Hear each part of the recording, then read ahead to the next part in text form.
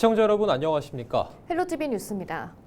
경기도의회 여성가족평생교육위원회 김민호 부위원장이 행정사무감사에서 데이터 없는 행정과 현장 검증 부재를 지적했습니다. 특히 학생 안전과 청소년 복지 관련 예산 집행이 근거 없이 운영되고 있다며 개선을 촉구했습니다. 김소영 기자의 보도입니다. 경기도의회 행정사무감사 첫날, 김민호 부위원장은 미래평생교육국과 도교육청을 상대로 현장 확인 없는 행정, 데이터 없는 예산은 반드시 바로잡아야 한다라며 목소리를 높였습니다. 먼저 초등학교 교통안전지도 사업에 대해 856개 학교에 예산이 투입됐지만 안전 수준을 측정한 적이 없다라며 모니터링 체계 부재를 지적했습니다.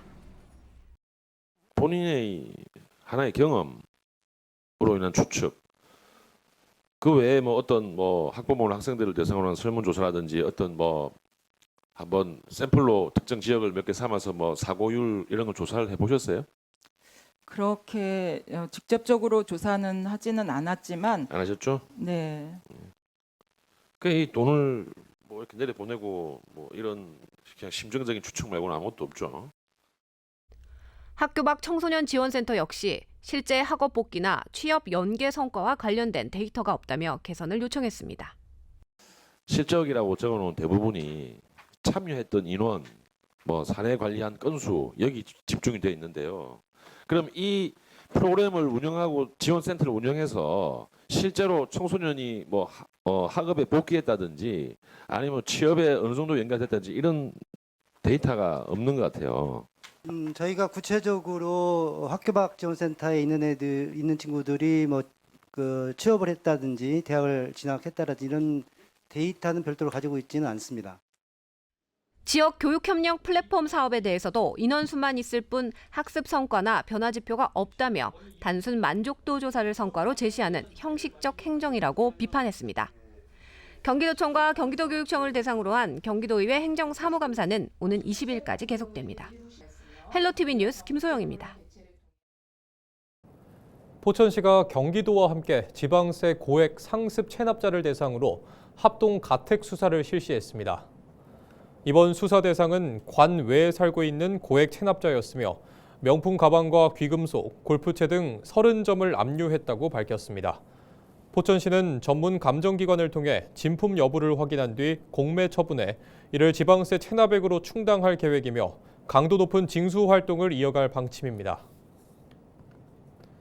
당대표 출마를 선언한 조국 전 조국혁신당 비상대책위원장이 11일 의정부를 방문했습니다.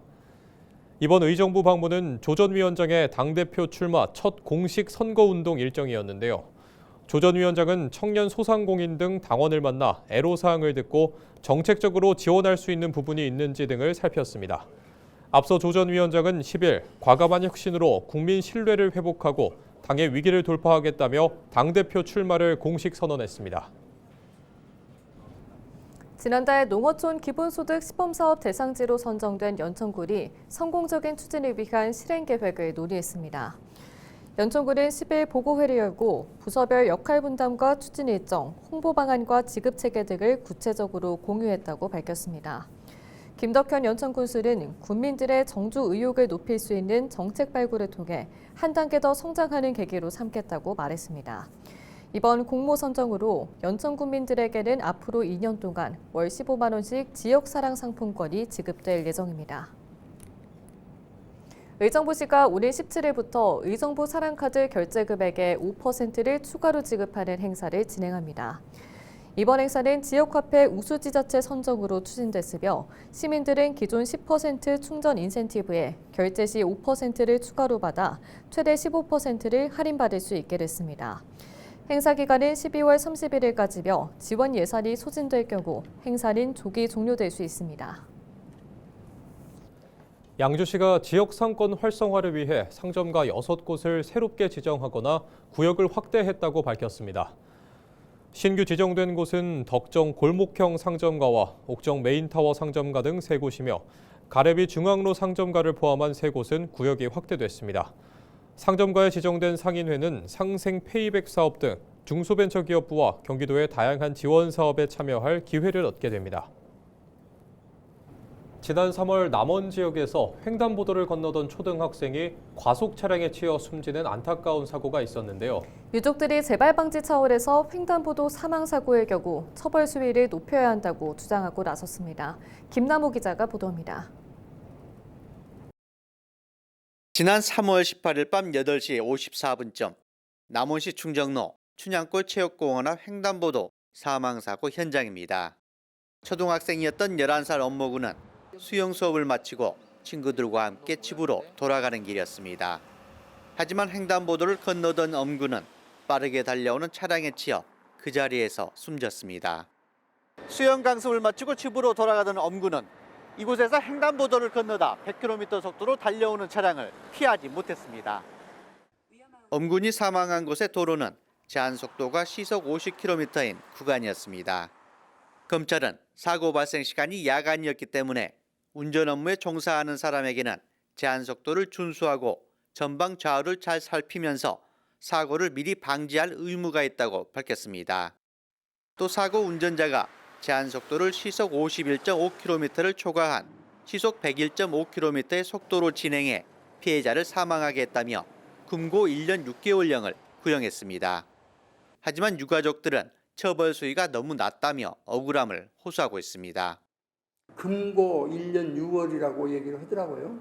최종 결정이 잘 나와야 되는데 최종 결정이 정말 우리를 실망케 하면 어떤 이후에 문제가 발생될지 모릅니다. 희망이 없어요. 이런 세상 살아서 못합니까? 눈물 속에 살고 살 수가 없어요. 횡단보도 사고는 교통사고 처리 특례법상 12대 중과실에 포함돼 보행자를 사망에 이르게 한 경우 종합보험 가입 여부와 관계없이 형사처벌 대상입니다. 예상보다는 적게 구형됐는데 일반적으로 제한속도 20km 초과 중과실의 경우에는 교통사고 처리 특례법상 12대 중과실에는 해당되기는 하나 도로 상황이나 조심지인지 그리고 횡단보도 인근인지에 따라서 매우 중하게 처벌될 요소가 있는 경우가 많아서 이 점에 대해서는 다시 조정이 필요해 보입니다. 중대한 범죄로 간주되고 있는 횡단보도 사망사고. 재발 방지와 사회적 경각심을 고려해 엄격한 처벌을 내려달라는 피해 가족들의 목소리가 높아지고 있습니다. 헬로티비 뉴스 김나옵니다. 개혁신당 천하람 원내대표가 이재명 정부의 11호 부동산 대책이 위법하다며 행정소송을 제기했습니다. 천 원내대표는 11일 규제지역 주민을 원고로 한 취소 청구 소송과 효력정지 가처분 신청을 제기했는데요. 정부가 11호 대책으로 국민의 재산권을 침해하고 세금을 중과했다며 패소할 경우 일부 대책 해제는 물론 국토교통부 장관을 해임해야 한다고 요구했습니다. 천 원내대표는 정부가 11호 대책에 9월 주택가격 통계까지 적법하게 반영했다면 서울과 경기 일부 지역은 규제 대상에서 제외됐을 것이라며 정부가 대책 발표 전달 통계를 확보했음에도 폭넓게 규제하겠다는 의도로 무리하게 숨겼다고 주장했습니다.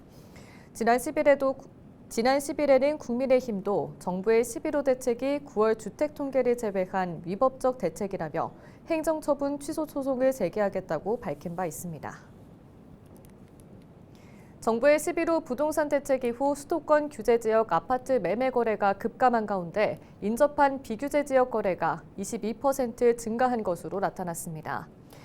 부동산 정보 플랫폼 직박은 11호 부동산 대책 이후 20일간 조사한 아파트 매매 거래 자료를 확인한 결과 수도권 아파트 매매 거래량이 8,716건으로 이전 20일간보다 43% 가까이 줄었다고 밝혔습니다.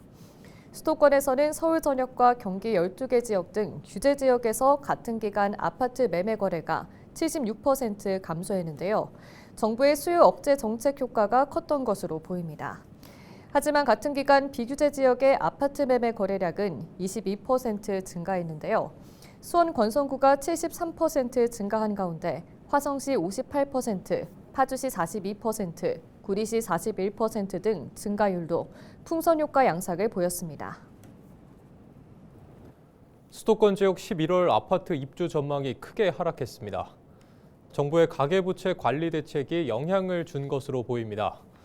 주택산업연구원이 발표한 11월 전국 아파트 입주 전망 지수는 79.8로 전달보다 7.9포인트 하락한 것으로 나타났습니다. 지역별로 보면 수도권이 92.7에서 75.6으로 17.1포인트 급락했고 광역시와 도 지역도 각각 5.2포인트, 6.6포인트 떨어졌습니다. 수도권에서도 서울은 100에서 85.2로 경기 지역은 94.1에서 69.6으로 큰 폭의 하락세를 보였습니다. 주택산업연구원은 정부가 대출 규제를 강화하고 규제 지역과 토지거래 허가 구역을 확대하면서 신축 입주 아파트 입주 여건에 대한 부정적 전망이 늘어난 것으로 보고 있습니다.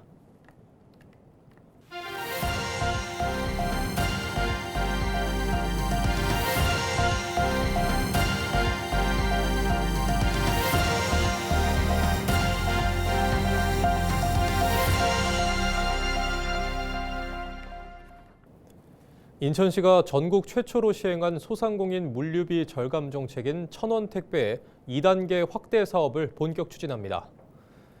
시는 1000원 택배 서비스 집화센터를 인천 지하철 1, 2호선 30개 역사에서 60개 역사로 확대한다고 밝혔습니다. 1000원 택배는 시가 생활 물류 혁신을 위해 지하철 역사를 물류 거점으로 활용해 소상공인에게 저렴한 요금으로 택배 서비스를 제공하는 사업입니다.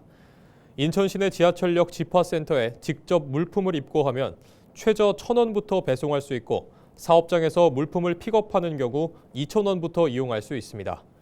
지난해 10월 28일 시행 이후 1년 만에 누적 배송 100만 건을 돌파했고 가입 업체 수는 7,400개를 넘어섰습니다. 도시는 2단계 사업 확대를 통해 159명의 인력을 배치했으며 이 중 120명은 여성과 노년층입니다. 인천 지역 섬 관광객과 매출액이 크게 증가한 것으로 나타났습니다. 인천시 자료를 보면 올해 1월부터 10월까지 인천 섬 지역 관광 매출은 지난해 같은 기간 223억 원보다 32% 증가한 295억 원으로 추산됐습니다. 연안 여객선 이용객 수도 작년 59만 7천 명보다 30% 늘어난 77만 6천 명으로 집계됐습니다. 시는 올해부터 인천 시민이 14개 항로 연안 여객선을 이용할 때 편도 요금을 시내버스 수준인 1,500원만 내도록 한 인천 아이 바다 패스 정책이 효과를 본 것으로 분석하고 있습니다. 또 타 시도 주민의 경우에도 지난해까지 연안 여객선 정규 운임의 50%를 지원했던 것을 올해부터 70%로 확대하면서 이용객 수가 증가한 것으로 보고 있습니다. 앞서 시가 지난 7월 시민 12,000여 명을 온라인 설문조사한 결과에서 시 10대 주요 정책 중 인천 아이바다 패스가 선호도 1위를 차지했습니다. 인천 계양 테크노밸리 도시첨단 산업단지의 명칭이 변경됩니다. 인천시와 한국토지주택공사는 계양 테크노밸리 도시첨단 산업단지의 명칭을 계양 AX파크로 변경했다고 밝혔습니다. 계양 AX파크는 디지털 전환을 넘어 인공지능을 중심으로 지역산업의 AX를 이룬다는 뜻을 담고 있습니다. 이를 토대로 인공지능 연구와 실증, 사업화가 연계되는 통합 플랫폼으로 조성될 계획입니다. 계양 AX파크는 인천 계양 테크노밸리 도시첨단 산업단지의 2단계 지정 절차가 완료된 후 공식 명칭으로 사용됩니다. 시와 LH, 인천도시공사는 계양 AX파크 브랜드를 활용한 공동투자 유치와 홍보 활동을 전개할 방침입니다. 서울시가 연천에 조성 중인 반려동물 테마파크 사업과 관련해 사업 구조에 대한 비판이 제기됐습니다. 서울시의회 이영실 의원은 정원도시국 행정사무감사에서 서울시 예산 600억 원이 투입되는 사업이지만 서울시가 주도권 없이 책임만 떠안고 있다고 지적했습니다. 특히 협약 내용에 사업 해지 조건이 일부 명시돼 있지만 불균형한 계약 구조의 본질이 해결되지 않는다고 주장했습니다. 이 의원은 또 부지 성토와 토질 안정성 검토 등 핵심 요건이 완료되기 전에 매입 절차를 서두르고 있다며 매우 위험한 사업 방식이라고 지적했습니다. 서울시는 지난해 1월 연천군과 반려동물 테마파크 조성을 위한 업무 협약을 체결한 바 있습니다.